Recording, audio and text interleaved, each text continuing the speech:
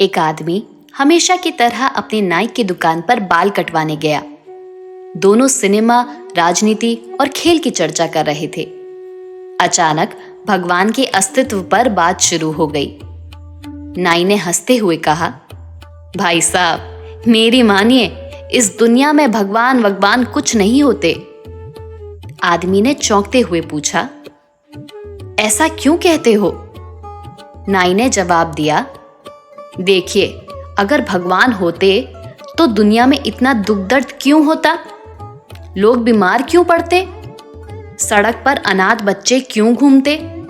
अगर सच में भगवान होते तो क्या वो किसी को भूखा सोने देते? आदमी थोड़ा सोचते हुए बोला, तो तुम्हारे हिसाब से भगवान का कोई अस्तित्व नहीं है? नाई ने पूरे आत्मविश्वास से कहा, बिल्कुल नहीं। अगर भगवान होते तो ये दुनिया इतनी दुखी नहीं होती, किसी का घर नहीं उजड़ता, कोई भूखा नहीं होता। आदमी ने नाई की बात को सुना पर बहस नहीं करी।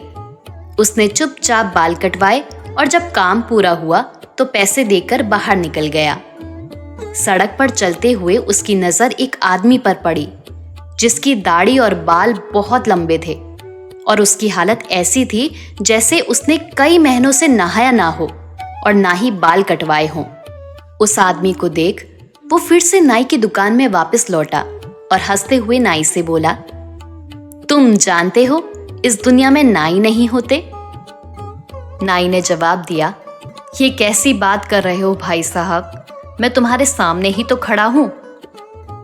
आदमी ने गंभीरता से कहा, अगर नाई होते तो उस आदमी के बाल और दाढ़ी इतने बड़े होते क्या? नाई ने मुस्कुराते हुए कहा, अरे भाई साहब, नाई तो होते हैं, लेकिन कुछ लोग हमारे पास नहीं आते।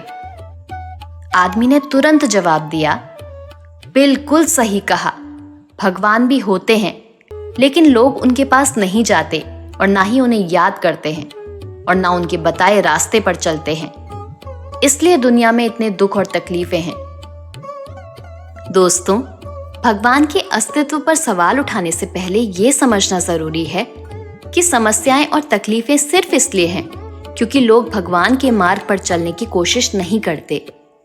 जैसे बिना नाई के पास जाए बाल नहीं कटते, वैसे ही बिना भगवान के शरण में जाए मन की समस्याओं का समाधान नहीं हो सकता। कई बार हमें लगता है कि भगवान हमारी प्रार्थनाएं नहीं सुन रहे, लेकिन वो हमारे लिए वही करते हैं जो हमारे भले के लिए होता है, फिर चाहे उस वक्त हमें वो समझ ना आए। इसलिए दुख और मुश्किलें ये नहीं बताती कि भगवान नहीं सुनते, बल्कि हो सकता है वो हमें कुछ सिखाना या मजबूत बनाना चाहते हों। सच्ची आस्था वही है जो धैर्य के साथ भगवान के फैसले को माने और उनके बताए रास्ते पर चले। दोस्तों, आज की ये कहानी यहीं समाप्त होती है। मिलते हैं अगली वीडियो में एक नई और इंटरेस्टिंग कहानी के साथ। तब तक के लिए हमारे चैनल को लाइक करें, शेयर करें और सब्सक्राइब करें। धन्यवाद।